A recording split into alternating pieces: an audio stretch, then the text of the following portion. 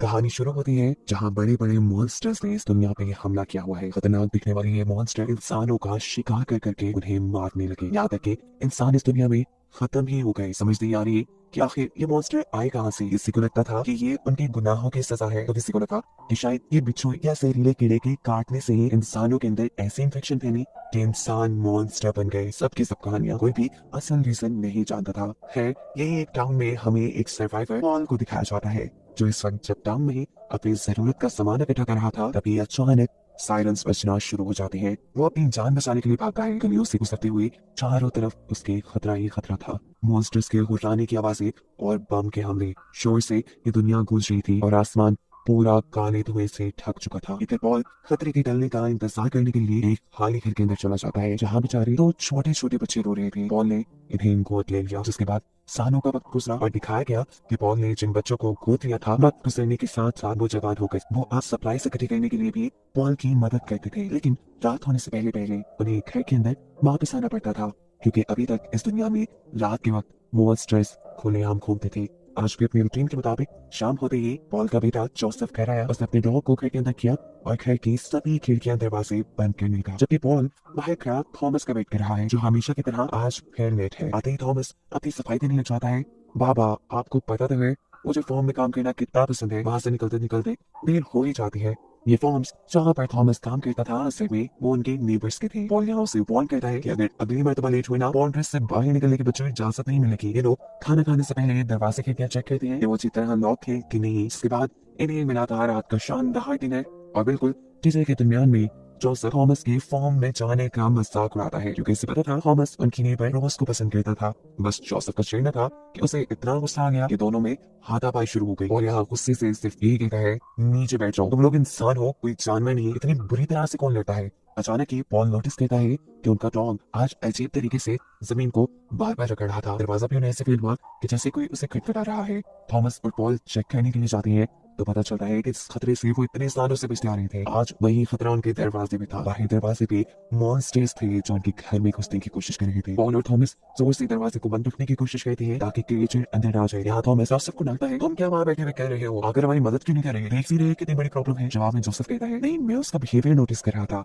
उसने पहली मरतबा 20 सेकंड तक नॉक किया, दूसरी मरतबा 10 सेकंड तक, और फिर आखिरी मरतबा वो एक नॉक करके चला गया। जोसेफ का मानना था कि पहले 20 सेकंड तक जो क्रिएचर ने नॉक किया था वो पहले दरवाजे को चेक कर रहा था। दूसरी मरतबा 10 सेकंड के लिए जब उसने नॉक किया तब उसकी पावर बहुत ज्यादा थी। ये शायद उसकी एक्चुअल अटेम्प्ट थी दरवाजा तोड़ने के लिए, लेकिन जब दरवाजा नहीं खुला तो आखिर में एग्जॉस्टेड होकर उसने एक नॉक की और वो यहाँ से चला गया। पॉल भी उसकी इन बातों को गौर से सुनता है। अब सुबह हो जाती है। खतरा फिलहाल के लिए उनके ऊपर से टल गया था। बाहर जाकर पॉल दरवाजे में क्रिएचर के नाखूनों के निशान दिखता है। पूरा दिन काम में गुजर जाता है। पॉल नोटिस कहता है कि थॉमस ने तो आज बहुत काम किया था, लेकिन जोसेफ पूरा दिन घर से ही नहीं निकला। वो जब जाके उससे चेक करता है तो जोसेफ एक कार बनाने की कोशिश कर रहा था। पॉल के अंदर जाने पर उसे देखकर कहता है, मैं तंग आ गया हूँ रोज रोज इस डरी हुई जिंदगी से। मैं चाहता हूँ हम यहाँ से कहीं भाग चले, इसलिए बस ये बना रहा था। पता नहीं ये चल पे पाएगी या नहीं। पॉल इस जेपनुमा कार को अच्छी तरह चेक करने के बाद जोसेफ को शाबाशी दिए बगैर नहीं रह सका था। उसे पता नहीं कैसे, लेकिन ये फिट कार बनाई थी। पॉल की थोड़ी सी चेंजेस करने के बाद ये चल पे पड़ती है। इसी खुशी में पॉल उन्हें ड्राइव सिखाने के लिए ले जाता है और इन दोनों को एवर साइड पर ड्राइव करने के लिए भेज देता है। थॉमस को गुस्सा आ गया क्योंकि उसने वादा किया था थॉमस को फॉर्म्स में ले जाने का। पॉल कहता है, थॉमस आज ये काम ज्यादा जरूरी है। तो गुस्से वाला मुंह बनाते हुए थॉमस जोसेफ के साथ निकल तो जाता है, लेकिन उसका मूड तभी ठीक हो गया जब जोसेफ ने अपनी गाड़ी फॉर्म्स की तरफ मोड़ी। थॉमस खुशी खुशी फॉर्म्स के अंदर रुक जाता है और कहता है, तुम जाओ, तुमने जहाँ जाना है, बस वापस आते हुए मुझे यहाँ से पिक करते जाना। दूसरी तरफ हम पॉल को देखते हैं जो अपने घर के दरवाजे पर मॉन्स्टर के पंजों के निशान दिख रहा था। एक नई लकड़ी से वो इन दरवाजों को ठीक करता है और फिर अपने साथ अच्छा वक्त गुजारने के लिए वाटरफॉल्स की तरफ चले जाता है, जहाँ उसे मिला एक मिस्टीरियस ब्लैक कलर का केव। दूसरी तरफ जोसेफ भी रिवर साइड पर आ चुका था। वो अपने आप को एक रस्सी के साथ बांधा है और यहाँ खाली पड़ी शिप के अंदर चला जाता है। उसे यहाँ से सप्लाई इकट्ठी करनी थी। वो शिप को दूर से दिखता है और एक कंपार्टमेंट के पास जाकर जैसे ही वो आके कैबिन खोलता है तो बहुत सारे बग्स अचानक उसके ऊपर हमला कर देते हैं। उसकी बॉडी पूरी तरह से कवर थी, लेकिन फिर भी बग इसी तरह उसे काटना चाह रहे थे। अपनी जान बचाने के लिए जोसेफ को यहाँ से निकलना ही पड़ा। थॉमस भी फॉर्म्स में काम करने में मसरूफ था, लेकिन काम तो सारा बहाना था। यहाँ काम करने के बाद वो अपनी दोस्त से मिलता है। ये लोग एक दरख्त के पास बैठकर अच्छा टाइम गुजारते हैं, जिस दरख्त के नीचे ये लोग बचपन से बैठते आ रहे थे। बातें करते करते ये लोग उदास हो जाते हैं, क्योंकि ये लोग भी अभी तक इस पहेली को नहीं सुलझा पाए थे कि आखिर इस दुनिया का ये हाल हुआ कैसे है। अब वो लोग देखते हैं कि शाम होने वाली है सूरज ढलने से पहले उन्हें अपने घर वापस जाना है, इसलिए थॉमस लॉन्च से बाहर की तरफ भागता है और जाने से पहले वो दोनों हग करते हैं। यहाँ पॉल जब वाटरफॉल से घर वापस लौटता है तो वो भी ये देखकर परेशान था कि उनका डॉग घर से बाहर है, जबकि उसके दोनों बेटे तो अभी तक घर आए ही नहीं। जोसेफ जल्दी से गाड़ी स्टार्ट करके वापसी के लिए निकलता है, जबकि थॉमस तेजी से भागते हुए अपने घर की तरफ बढ़ रहा था। लेकिन इस सबके दरमियान वो जमीन पर बने हुए एक अजीब से गड्ढे के अंदर फंस जाता है। जैसे ही जोसेफ यहाँ पहुंचा उसे पिक करने के लिए उसे थॉमस कहीं नहीं मिला। ये देख उसे बहुत ज्यादा घबराहट होने लगी। कुछ ना समझ आने पे वो जल्दी से अपने घर जाता है और अपने डैड को सारी बात बता देता है कि कैसे उसने थॉमस को फॉर्म में छोड़ा था, लेकिन अब उसे थॉमस कहीं नहीं मिला। उफ जोसेफ, कि तुम लोगों ने क्या कह दिया? ऐसा फिलहाल तुम रिलैक्स रहो और अंदर जाओ, सभी विंडोज और डोर्स अच्छे से लॉक कर लेना, मैं डॉग के साथ थॉमस को ढूंढने जा रहा हूँ। ये कहते ही वो घर से निकल गए। यहाँ अब हमें उस घड़ी का सीन दिखाया जाता है जिसमें थॉमस फंसा हुआ था। चारों तरफ अंधेरा ही अंधेरा था। थॉमस अपने पास मौजूद लाइटर से एक लकड़ी पर आग जलाकर इस घड़ी के अंदर देखने की कोशिश करता है। उसके होश तब उड़े जब उसने यहाँ पे एक अजीब काले रंग का हाथ देखा। इससे पहले ये मॉन्स्टर थॉमस पे हमला करता, यहाँ थॉमस अपने पास से एक छोटा सा चाकू निकालता है और इस क्रिएचर के हाथ पे ही हमला कर देता है। उसके ऐसा कहते ही मॉन्स्टर्स गुस्से में आ चुके थे।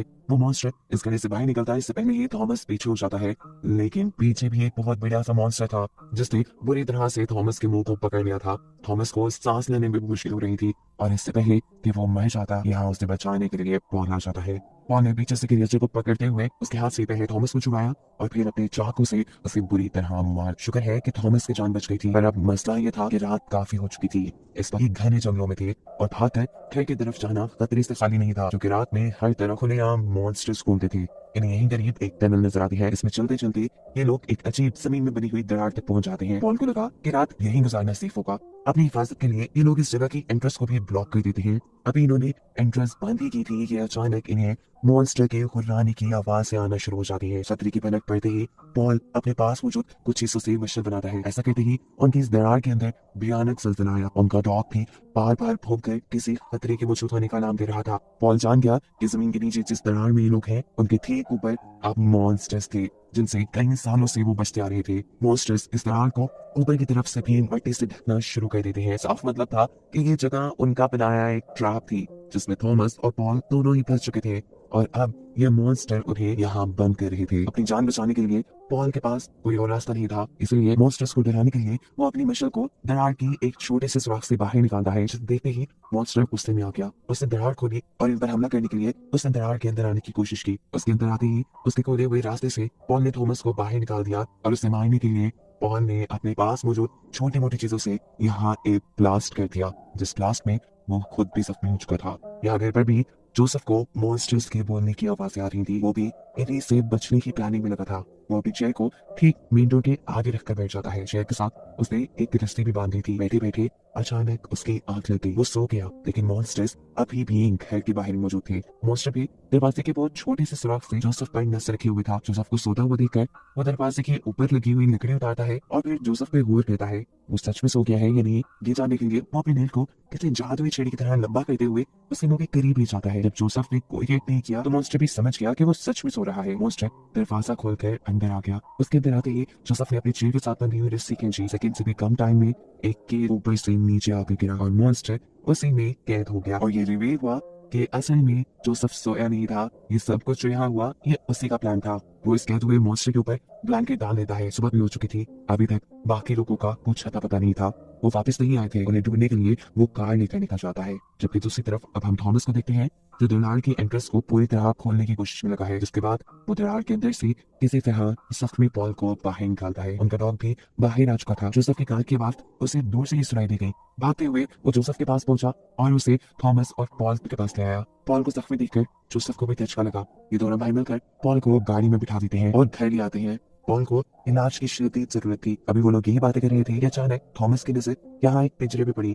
उसने जैसे ही पिंजरे के ऊपर से ब्लैंकेट उठाया तो उसके अंदर से मॉन्स्टर को रन लगा। जोसेफ से कहता है इसे वापस रख दो, ये रोशनी इन मॉन्स्टर्स को तकलीफ देती है। पॉल की बैंडेज करते हुए जोसेफ एक्सप्लेन करता है कि रात में शायद 2 मॉन्स्टर्स यहाँ आए थे, जिनमें से उसने एक मॉन्स्टर को पकड़ा। ये मॉन्स्टर्स हमसे भी ज्यादा सही है। वो इन मॉन्स्टर्स के ऊपर स्टडी करना चाहता था, पर थॉमस यहाँ से बताता है कि डैड रात में काफी सारे मॉन्स्टर को उस दरार के अंदर ब्लास्ट कराए हैं। इससे उन्हें शौक हो जाता है और अपने डैड से कहता है कि अगर सच में आपने ऐसा कुछ किया है तो वो मॉन्स्टर बदला लेने के लिए जरूर आएंगे। ऐसा मैंने कहा वो बहुत सही है। उसके बाद थॉमस को बकवास लग रही थी। वो तो अपने घर रखे हुए इस मॉन्स्टर को भी मार बचा रहा था। वो जल्दी से उसका केज खोल देता है, जबकि जोसेफ उसे मना करता रह गया था। डरते हुए ये मॉन्स्टर जाकर बेड के नीचे छुप गया। मॉन्स्टर को देखकर उनका डॉग बार बार भौंक रहा था। उसकी आवाजें सुनकर मॉन्स्टर का भी बिहेवियर एकदम से चेंज हुआ। ये डरने वाला मॉन्स्टर एकदम से ऐसा बहादुर हो गया जैसे कोई शेर, और अब वो हमला करने के लिए थॉमस और जोसेफ की तरफ मुड़ा। इसकी हमले से बचने के लिए जोसेफ ने उसे अपने स्टिक से दूर रखने की कोशिश की, और एक भी सेकंड ना जाया करते हुए थॉमस ने अपने एक्स से उसकी जिस्म से उसकी गर्दन ही अलग कर दी। फाइनली ये भी मर चुका था, लेकिन जोसेफ उसके ऊपर स्टडी करना चाहता था, इसलिए वो मरे हुए इस मॉन्स्टर को ही उठाकर अपनी बेसमेंट में ले जाता है। उसने मॉन्स्टर को स्टडी करने के लिए बहुत ज्यादा कट्स लगाए, लेकिन उसे अभी भी नहीं समझ आ रही थी कि आखिर मॉन्स्टर है कैसा। वो इंसानों की तरह है या किसी जानवर की तरह, उसे अभी तक कुछ समझ नहीं आई। यही सारे काम करते हुए उसके पास थॉमस आया। असल में वो चाहता था कि ये लोग पॉल को रोज के घर ले जाएं। उनके पास क्योंकि बहुत सारे फॉर्म्स थे, एक अच्छा बेहतर घर था जिसके इर्द बाड़ भी लगी थी। वो लोग वहाँ पर मॉन्स्टर से सेफ भी रहते और उन्हें वहाँ पर पॉल के लिए मेडिसिन भी मिल जाती। फिर जोसेफ का ख्याल था कि उनके नेबर्स उनकी मदद नहीं करेंगे, लेकिन फिर थॉमस की जिद करने पे ये लोग पॉल को अपनी कार में बिठाते हैं और ले जाते हैं उनके घर। जहाँ बिल्कुल जोसेफ के कहने के मुताबिक उन्होंने इनकी मदद करने से इनकार कर दिया था, ये कहते हुए कि उनके पास ना तो ज्यादा मेडिसिन है और ना ही ज्यादा सप्लाईज कि ये लोग 3 लोगों को अपने घर रख पाए। घर के ओनर यानी रोज के डैड कहते हैं हाँ, अगर थॉमस यहाँ रहना चाहे तो वो रह सकता है, क्योंकि वो हर रोज फार्म्स में काम करने के लिए उनकी बहुत मदद किया करता था। उनकी बात सुनने के बाद जोसेफ वापस जाने के लिए उठ गया। थॉमस ने उसका पीछा किया, लेकिन यहाँ पर वो बहुत ज्यादा गुस्से में था। गुस्से में वो थॉमस को उल्टी सीधी बातें कह सकता है कि तुम ही हो जो डैड को मौत के मुंह तक ले गए, चले जाओ यहाँ से। इसकी बातों से थॉमस को भी गुस्सा आ गया और यहाँ इन दोनों के दरमियान में एक मरतबा फिर हाथापाई शुरू हो गई। थॉमस जोसेफ को मार रहा था, लेकिन फिर जब उसे रियलाइज हुआ कि वो गलत कर रहा है तो वो खुद ही से उठ खड़ा हुआ। जोसेफ उठा, वापस जाकर उसने अपनी कार चलाई और अपने बेहोश हुए डैड यानी पॉल को लेकर यहाँ से निकल गया, जबकि थॉमस यही रोज की फैमिली के पास ही रह गया। यहाँ थॉमस को खाने के लिए अच्छा खाना मिलता है और रोज उसे अपने रूम में ले जाती है। यहाँ जोसेफ जो पॉल को घर लेके आ रहा था, रास्ते में उसने नोटिस किया कि जानवर बहुत तेजी से भाग रहे थे। इसका मतलब था कि क्रिएचर्स जमीन के नीचे मूव कर रहे हैं। वो जैसे ही घर के पास आता है तो उसे अपने घर के करीब एक दरार नजर आई। वो समझ गया था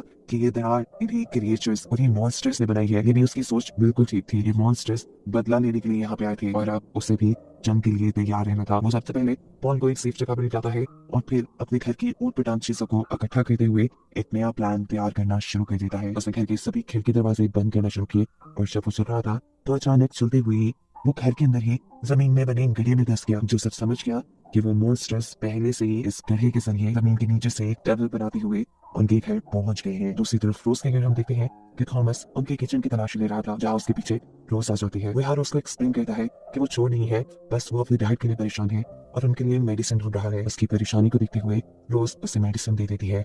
थॉमस उससे शुक्रिया करते हुए उसे गले लगाता है और यहाँ से बाहर निकल जाता है, ये वादा करते हुए कि वो वापस जरूर आएगा। उनकी ये सारी बातें रोज की एक सर्वेंट ने सुनी थी। वो बाहर आते ही थॉमस के ऊपर गन तान देता है। वो उसे एक चोर कह रहा था, लेकिन थॉमस एक्सप्लेन करने की सबको कोशिश करता है कि नहीं, उसे ये मेडिसिन खुद रोज ने दी है, उसने कुछ चोरी नहीं किया। लेकिन यहाँ कोई भी उसकी बात सुनने को तैयार नहीं।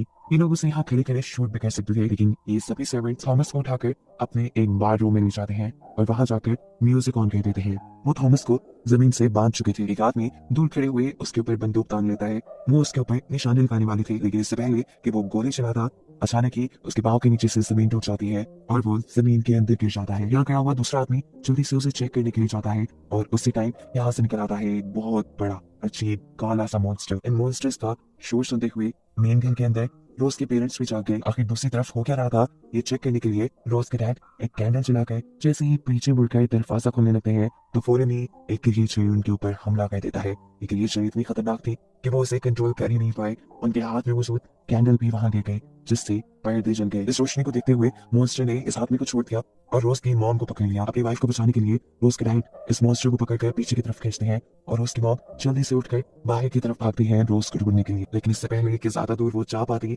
मॉन्स्टर उसे पकड़कर उसकी बॉडी में बुरी तरह स्टैब करते हुए उसे मार देता है। रोज को अपने रूम में ये आवाजें सुन रही थी। वो नहीं जानती थी कि इन आवाजों की वजह से उसके दोनों पेरेंट्स मारे जा चुके हैं। जैसे ही ये आवाज बंद हुई वो चेक करने के लिए अपने रूम से बाहर निकलती है। उसे जगह जगह खून पड़ा हुआ नजर आया। उनको फॉलो करते हुए वो अपने मॉम डैड के वॉशरूम में गई और वहां जाते ही उसकी चीखें निकल गई, क्योंकि उसके सामने उसकी मरी हुई मॉम और वो बड़ा सा मॉन्स्टर था। घर के दूसरे हिस्से में जहाँ सर्वेंट्स ने थॉमस को बांध के रखा था, वहां पे क्रिएचर सभी लोगों को मार चुके थे और अब वो थॉमस की तरफ बढ़ रही थी। थॉमस अपने आप को बचाने के लिए जल्दी जल्दी हाथ पांव चलाता है। मुश्किल से अपने आप को छुड़वाते हुए वो पीछे की तरफ भागने की कोशिश तो कर रहा था, लेकिन वो इस कोशिश में नाकाम हो जाता, क्योंकि अब मॉन्स्टर बिल्कुल उसको मारने के लिए उसके सामने था। लेकिन वक्त रहते ही यहाँ रोज एंट्री कर लेती है एक बंदूक के साथ और वो मॉन्स्टर को शूट करते हुए उसे मार देती है। इस मॉन्स्टर से ये लोग बच गए थे। जल्दी से ये लोग भागते हुए बाहर आते हैं और थॉमस देखता है कि रोज का पूरा घर जल चुका है। रोज यहाँ से बताती है कि उसके पेरेंट्स भी मारे गए। ये सुनकर थॉमस दुखी होता है, लेकिन अभी जिसो का टाइम नहीं था। इमरजेंसी में ये लोग थॉमस के घर जाने का डिसाइड करते हैं, जहाँ दूसरी तरफ जोसेफ अभी भी उनके रीचर्स से लड़ने की प्लानिंग कर रहा है। जितने भी गड्ढे उनके घर में उनके रीचर्स ने बनाए थे, जोसेफ अपने घर के सारे फर्नीचर से उन गड्ढों को फिल कर चुका था। अपनी पूरी तैयारी करने के बाद वो अपने बेहोश हुए डैड के सर पे प्यार करता है और मॉन्स्टर्स के साथ इस जंग के लिए बाहर निकल आता है। अचानक उसके डोर की स्मॉल विंडो खुलती है। वो घबरा कर पीछे देखता है, लेकिन ये तो थॉमस और रोज थे। इन्हें देखकर जोसेफ की सांस में सांस आई थी। थॉमस यहाँ अपने भाई का साथ देने आया था और जोसेफ को भी उसकी जरूरत थी। अभी वो लोग यही बातें कर रहे थे, अचानक उन्हें पीछे से पॉल की आवाज आती है, जिसे होश आ चुका था। ये दोनों उसका होश में आता देखकर खुश होते हैं। थॉमस उसके लिए मेडिसिन ले आया था, या उसे मेडिसिन देते हैं और यहाँ पॉल उनसे कहता है कि तुम आखिरी वक्त तक लड़ना। लड़ने का भी वक्त हो चुका था। जोसेफ यहाँ बाकी दोनों लोगों से अपना प्लान शेयर करता है और ये लोग अपने पास मौजूद सभी गैस और पेट्रोल को इकट्ठा करना शुरू कर देते हैं।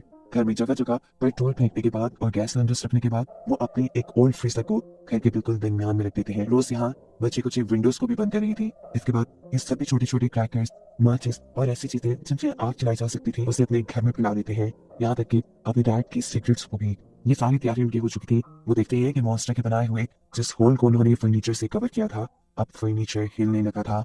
यहाँ पे मॉन्स्टर आ चुका है और दूसरी तरफ जिस रूम में बॉल है, उसकी चिमनी से भी एक मॉन्स्टर बॉल के रूम में आ चुका है। यहाँ होल के अंदर से भी मॉन्स्टर निकल चुका था, जिसके ऊपर थॉमस पीछे से हमला करता है, लेकिन ये मॉन्स्टर मरता नहीं। वो उल्टा थॉमस पर हमला करता है और इससे पहले कि थॉमस मर जाता, इस मर्तबा थॉमस उसके सर के ऊपर हमला करते हुए उसे ही मार देता है। एक तीसरा मॉन्स्टर यहाँ पर रोज के ऊपर हमला कर चुका था।